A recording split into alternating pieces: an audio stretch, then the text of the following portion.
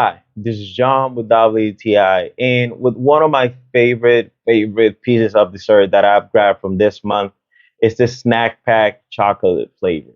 So one of the things that I like the most about this is just the texture is great. It feels like a mousse, a chocolate mousse that is not too high in sugar that is gonna make me like, this is too much.